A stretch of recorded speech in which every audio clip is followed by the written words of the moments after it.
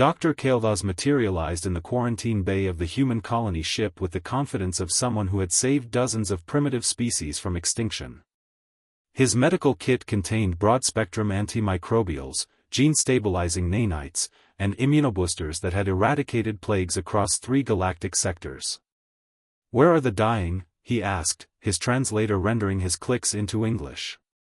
Captain Rodriguez looked up from her coffee, confused. "Dying? Nobody's dying. Impossible." Kael'thas consulted his scanner. "Your ship passed through the Viridian Nebula.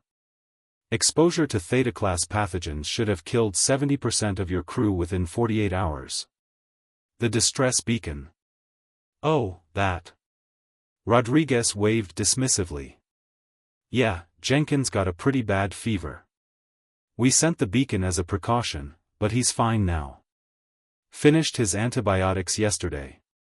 Kael'thas's exoskeleton paled. "Antibiotics?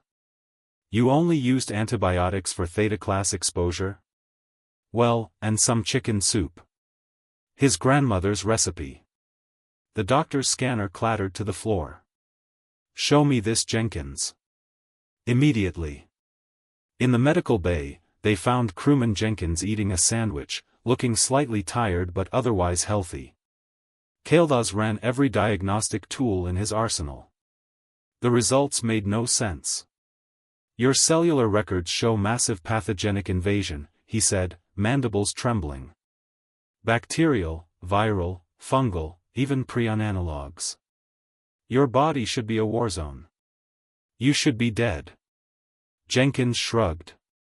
"Yeah, I felt pretty rough on Tuesday. Had the chills, threw up a few times. But I slept it off." "Slept it off." Kael'thas turned to Rodriguez. "Captain, I need to examine your entire crew. This is unprecedented." Over the next week, Kael'thas descended into what his colleagues would later describe as an obsessive spiral. Every human he scanned told the same impossible story. Their bodies were battlegrounds, yet they walked around, worked, laughed, thrived. "Your leukocytes," he explained to the assembled crew, his voice cracking with disbelief, "are aggressive. They don't just identify pathogens, they hunt them. They adapt. They remember. Your fever response doesn't just fight infection, it weaponizes your entire body temperature."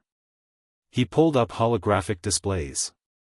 "Most species develop immunity over generations through genetic adaptation. You do it in days. Individual organisms shouldn't be able to, this violates every principle of." "Doc," interrupted Engineer Martinez, "are you okay? You look stressed." "Stressed? Stressed?"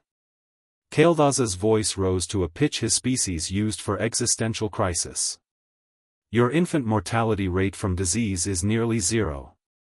Do you understand what that means?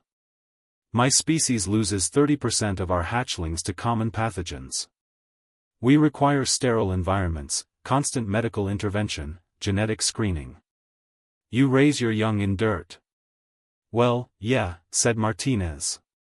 "Builds immunity." Kael'thas made a sound like a kettle boiling over. "You deliberately expose your children to pathogens as a survival strategy?" "Sure," Rodriguez said. "Gotta train the immune system young. My kid ate playground sand. She's healthy as a horse." "What's a horse?" "Big animal. Very sturdy.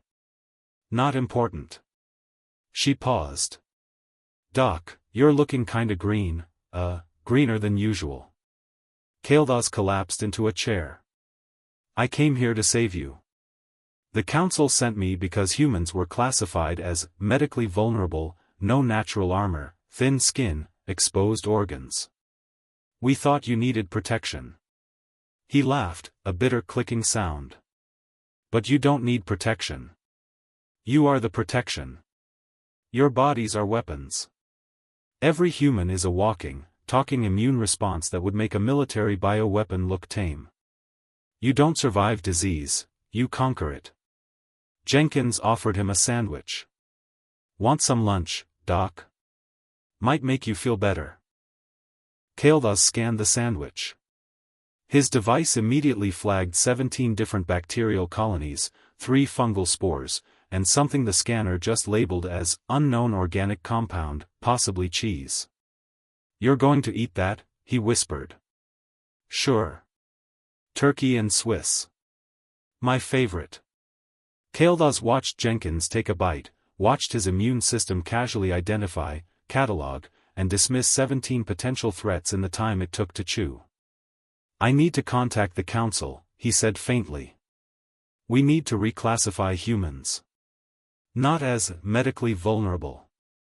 As biologically unkillable." Rodriguez grinned.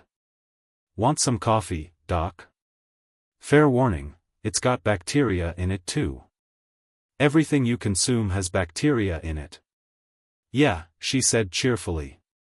"Isn't it great?" Kailath began updating his report.